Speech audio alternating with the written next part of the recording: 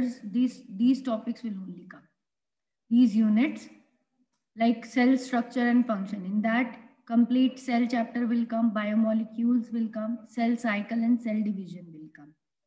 And in plant physiology, photosynthesis will come, respiration will come, and chapter 15th, plant growth and development. In that only the hormones, plant growth hormone part will come.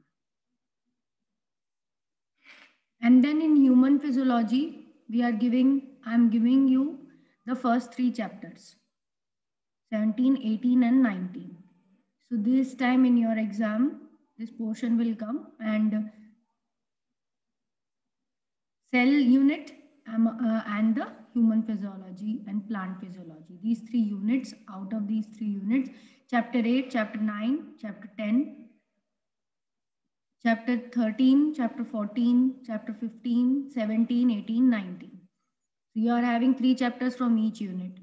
So it becomes 9 chapters.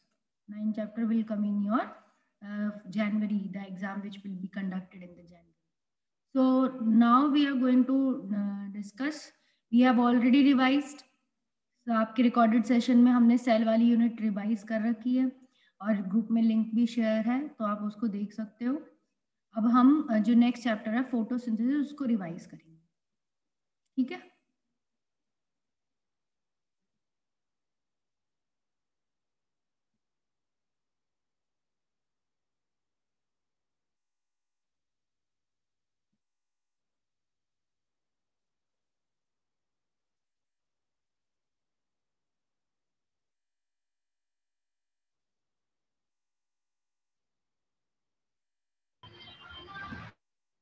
You can see the screen.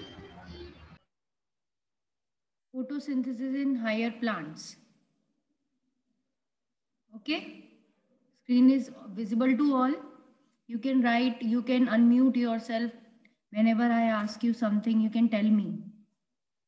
Yes, no, like that. So what is the definition? Simple definition is like, it's a biochemical process.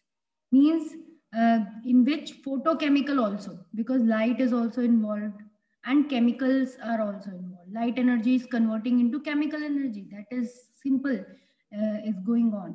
But light is absorbed by chlorophyll and then carbon dioxide and water is absorbed by roots, and with the help of the sunlight, in the presence of the sunlight and chlorophyll, the anabolic products, that is carbohydrates, are produced.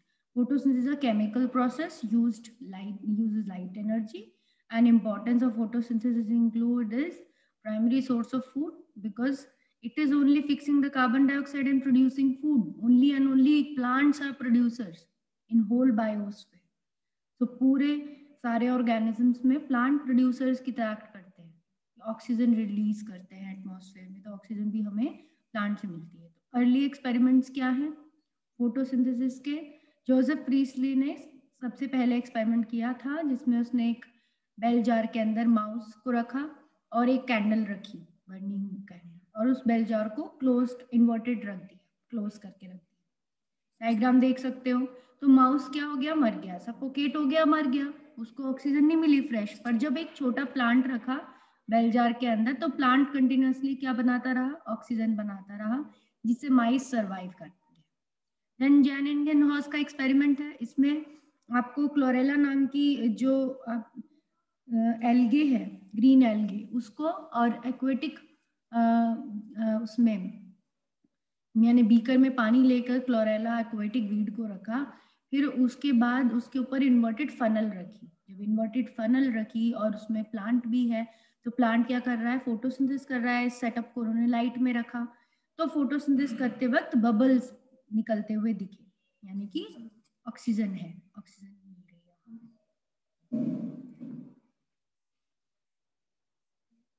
Then आपका दूसरा example है, जब उसने Julian von sac का नाम आता है. Julian von sac ने क्या कहा कि उसने प्लांट को प्रूव करा कि प्लांट में जो ग्लूकोज बन रहा है वो उसे स्टार्च की फॉर्म में स्टोर रखता है. He explain that plant have green substances.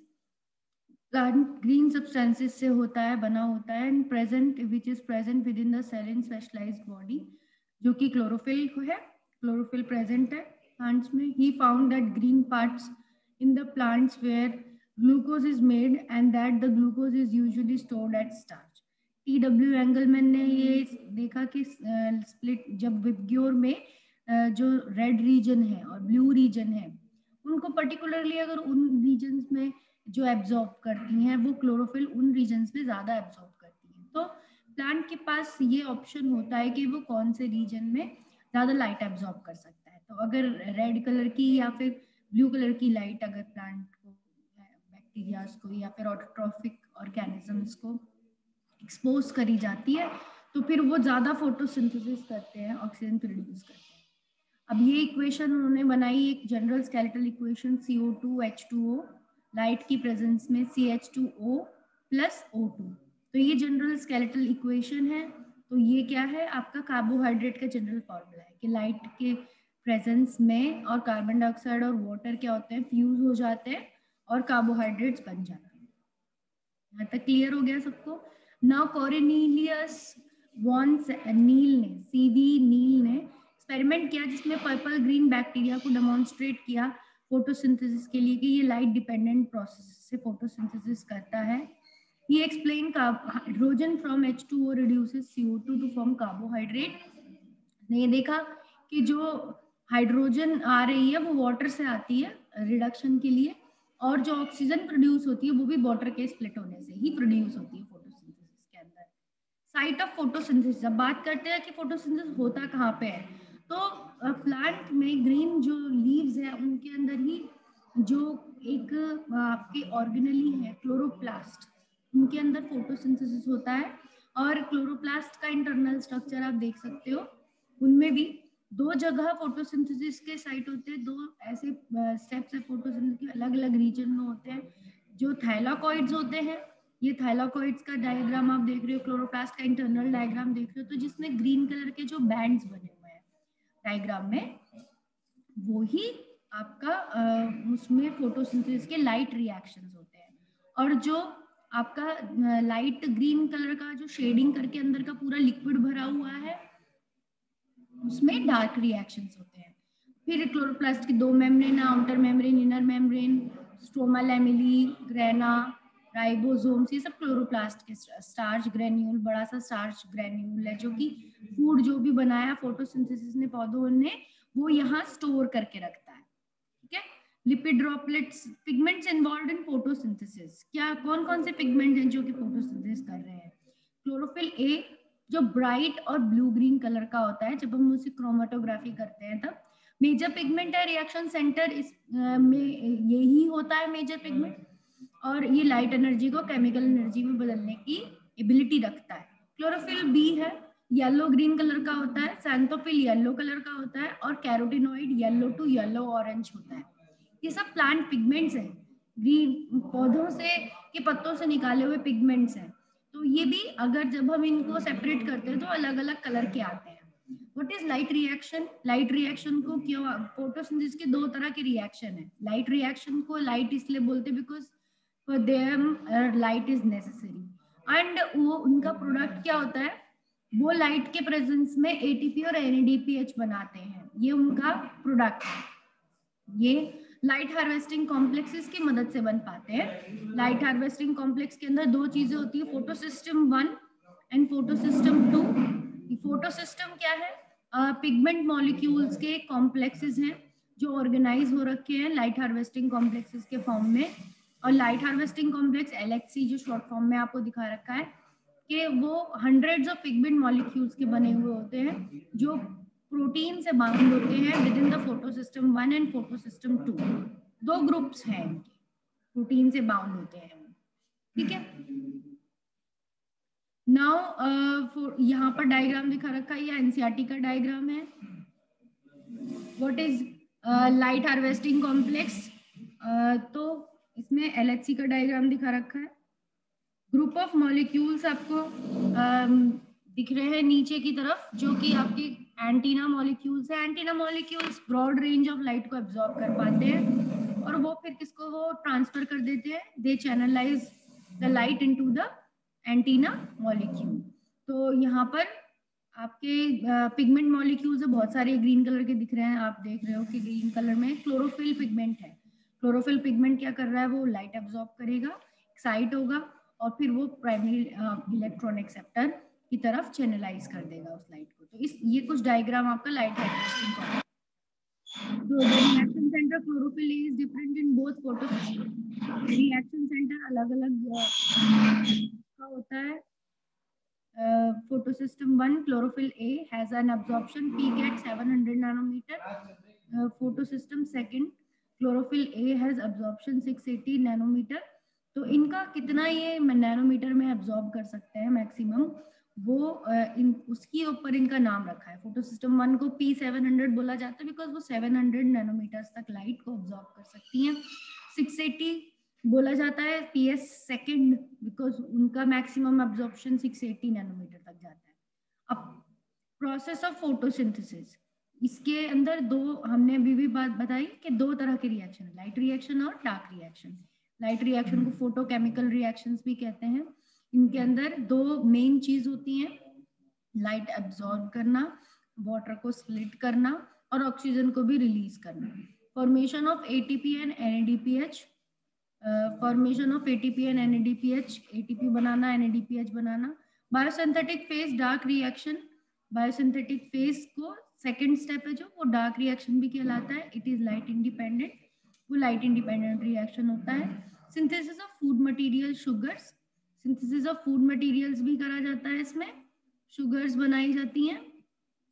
तो इलेक्ट्रॉन ट्रांसपोर्ट चेन, इसके अंदर लाइट रिएक्शन जो है उसमें जब लाइट एब्जॉर्ब होती है तो पिगमेंट मॉलिक्यूल्स के बीच में क्या होता है, एक इलेक्ट्रॉन ट्रांसपोर्ट चेन चलती है।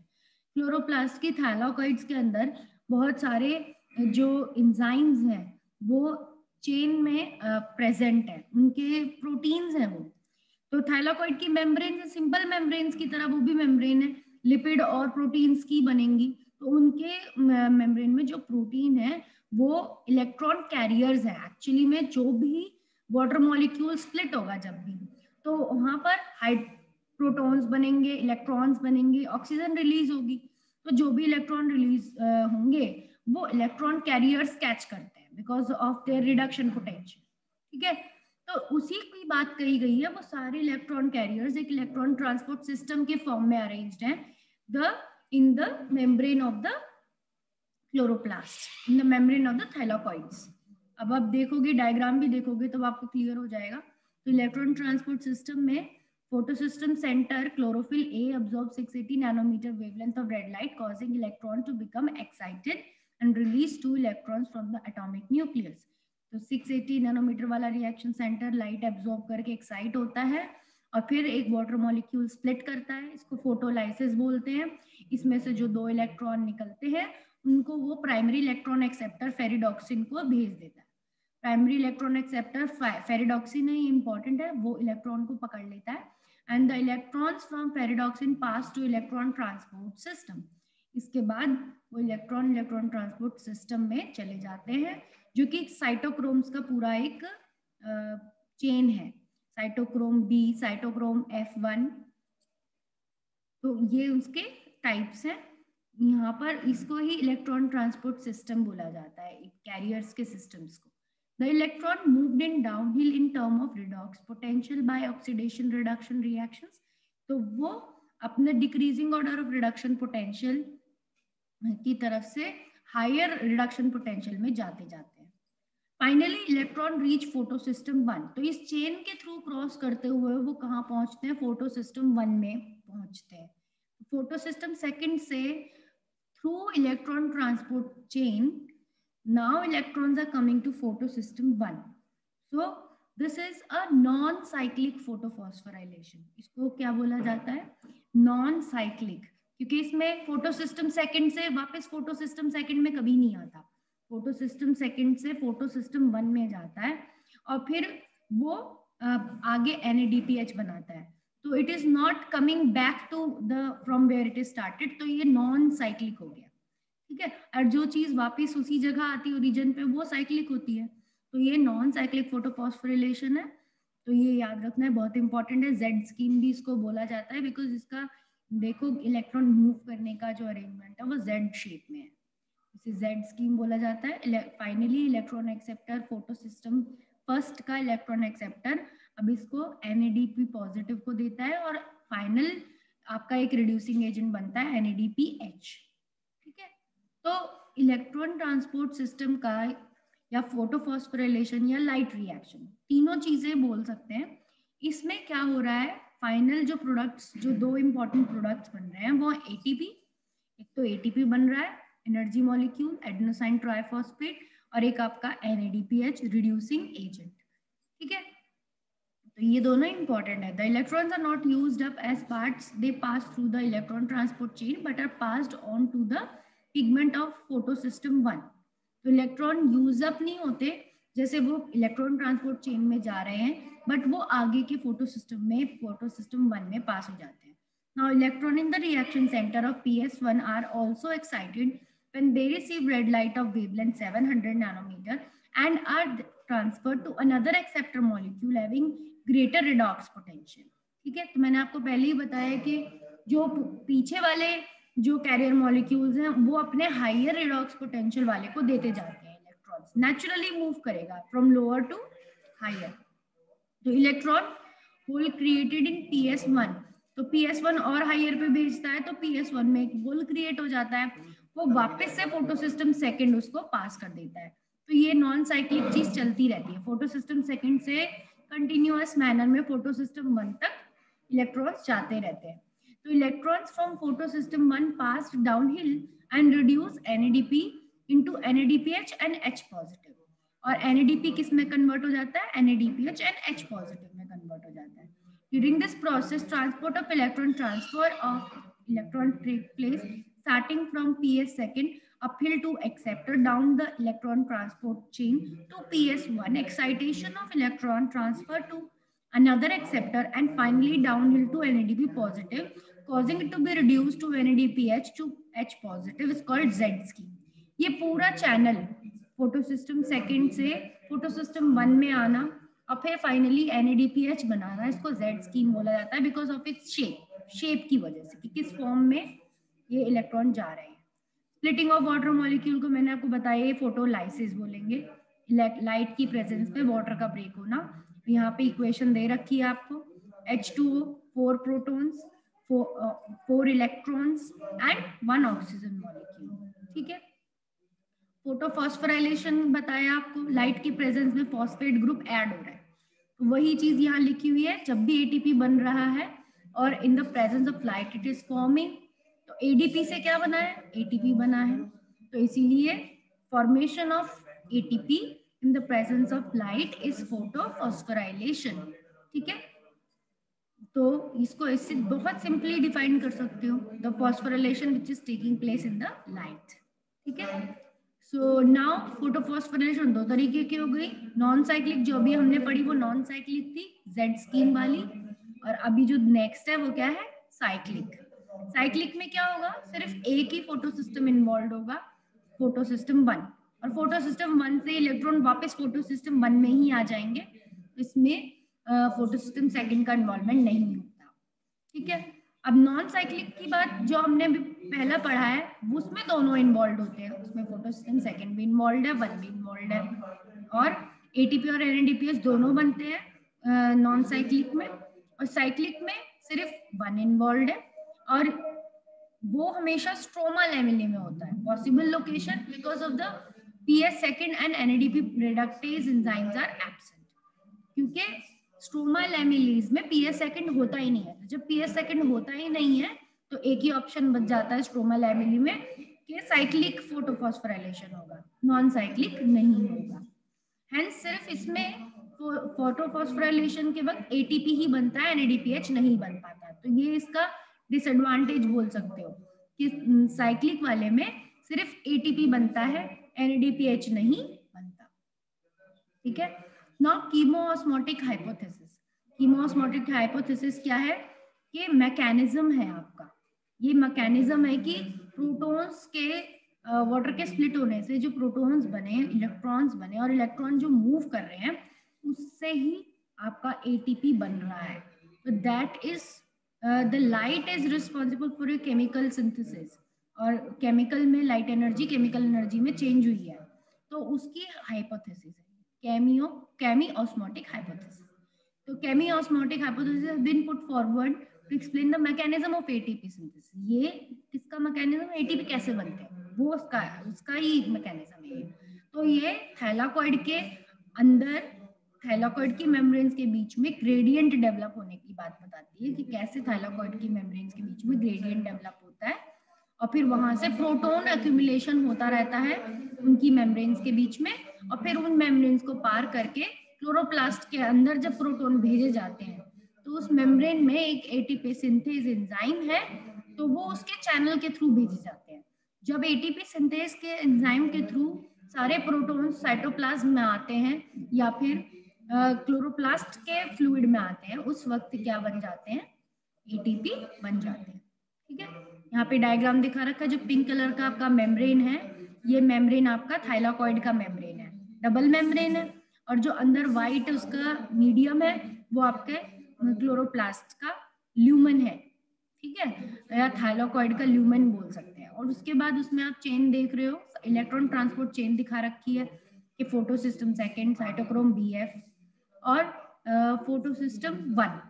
उसके बाद इसमें आप देख रहे हो कि किस तरीके से इलेक्ट्रॉन्स मूव कर रहे हैं और प्रोटॉन्स भी अंदर भरते जा रहे हैं। तो प्रोटॉन जब ल्यूमन में थाइलाकॉइड के बहुत सारे भर रहे हैं, तो उसके बाद जब वो क्लोरोप्लास्ट के साइटोप्लाज्म में आएंगे तो वो एटीपी सिंथेज एंजाइम के थ्रू आएंगे। तो एटीपी सिंथेज एंजाइम के थ्रू वो आते हैं और उस वक्त एटीपी बन जाते हैं। हर 2 प्रोटॉन्स के लिए एक एटीपी बनता है। ठीक है, तो 2 प्रोटॉन जब मूव करेंगे from lumen of the thylakoid to chloroplast matrix, then the ATP will be formed. ये आपको याद होना चाहिए। Then this is only chemoosmotic hypothesis. How ATP and NADPH are used? अब ATP और NADPH यूज कैसे होते हैं? तो ये आपका डार्क रिएक्शंस है। तो अभी हमने जो पढ़े वो लाइट रिएक्शंस थे, ये आपके डार्क रिएक्शंस है। तो हमको डार्क रिएक्शंस में इसको दूसरे नाम से भी बुला सकते हैं, बायोसिंथेटिक फेज भी बोल सकते हैं। तो बायोसिंथेटिक फेज क्यों बोलते हैं? बिकॉज इसमें शुगर्स बनती हैं। मेल्विन केल्विन नाम के साइंटिस्ट ने वर्ल्ड वॉर सेकेंड के वक्त जब रेडियो एक्टिव कार्बन 14 यूज किया था, उस वक्त उसको पता चला था, जब रेडियो एक्टिव CO2 वो दे रहा था प्लांट्स को, तो सबसे पहला जो प्रोडक्ट बनाते थे वो 3 कार्बन का बनाते थे। तो 3 phosphoglyceric acid was the first product formed after the CO2 fixation in the plants. तो इसीलिए इसकी साइकिल को Kelvin cycle भी बोला जाता है because of the scientist who has discovered, and that cycle is also known as C3 cycle because the first product is a 3 carbon product, 3 carbon का product है, तो इसलिए इस साइकिल को C3 साइकिल भी बोलते हैं। तो ये सब इसके नाम के लिए बोल दिया कि how it gets its name. उसके बाद अब हम पाथवे देखेंगे, जब हमको पता चलेगा कि C3, कुछ प्लांट C3 प्लांट्स होते हैं, वो पहला प्रोडक्ट 3 कार्बन का बनाते हैं। कुछ प्लांट C4 होते हैं, बिकॉज जब वो 6 CO2 वो फिक्स करते हैं तो 4 कार्बन का प्रोडक्ट यानी ऑक्सैलो एसिटिक एसिड बनाते हैं। C3 प्लांट्स तो फॉस्फोग्लिसरिक एसिड बना रहे हैं PGA, और C4 plants oxalo acetic acid बनाते हैं। नाउ फोटोसिंथेसिस का जो आपका C3 साइकिल है, उसमें सबसे पहले इलेक्ट्रॉन एक्सेप्टर कौन है? तो राइबोलोज बाइफॉस्फेट RUBP आपका इलेक्ट्रॉन एक्सेप्टर है। तो ये 5 कार्बन का मॉलिक्यूल होता है। तो जब इसमें एक CO2 जुड़ेगी तो जाहिर सी बात है 6 कार्बन की बन जाएगी, और ये फर्स्ट स्टेप होगा। तो RUBP biphosphate, this is the electron CO2 acceptor, and this first step is known as carboxylation. किसी भी चीज में CO2 का जुड़ना क्या कहलाता है? कार्बोक्सिलेशन। तो फर्स्ट स्टेप में केल्विन साइकिल में कार्बोक्सिलेशन होता है RUBP का टू फॉर्म 3 फॉस्फोग्लिसरिक एसिड। तो आपको पता है कि 5 कार्बन में 1 कार्बन जुड़ा तो 6 कार्बन का बन गया, तो 3 फॉस्फोग्लिसरिक एसिड तो 3 कार्बन का है, तो 2 मॉलिक्यूल्स बनेंगे। ठीक है, क्योंकि बैलेंस करना पड़ेगा, तो 2 मॉलिक्यूल्स 3 PGA के बनेंगे। देन उसके बाद आपका reduction, next step will be the reduction. उसके अंदर और हाइड्रोजन जुड़ेंगे आपके 3 फॉस्फोग्लिसरिक एसिड्स में। There will be the reduction of this compound and NADPH use होगा, वही उसको हाइड्रोजन देगा। और एटीपी भी यूज होंगे। तो इसमें reduction में there will be the series of reaction that lead to the formation of glucose involve utilization of 2 molecules of ATP and 2 of NADPH reduction per CO2। एक CO2 के लिए 2 NADPH और 2 ATP use होते हैं। This is the reduction step. Second step, fixation of 6 molecules of CO2 6 terms of cycle। एक glucose बनाने के लिए साइकिल को 6 बार टर्म लेने, मतलब 6 बार ये साइकिल चलनी चाहिए, तब जाके एक ग्लूकोज बनेगा। रीजनरेशन के वक्त कार्बन डाइऑक्साइड से मॉलिक्यूल का एक्सेप्टर वापस जनरेट किया जाता है, जिसे आरयूबीपी बोला जाता है। ये बहुत इंपॉर्टेंट है, क्योंकि अगर एक्सेप्टर मॉलिक्यूल ही दोबारा से नहीं बनेगा तो फिर कैसे करके आपका साइकिल दोबारा कंटिन्यू होगा, तो रीजनरेशन होता है। तो आरयूबीपी को रीजनरेट कर लिया जाता है और 1 एटीपी इसमें भी यूज होता है। For every CO2 molecule entering the Calvin cycle, 3 molecules of ATP and 2 molecules of NADPH are required।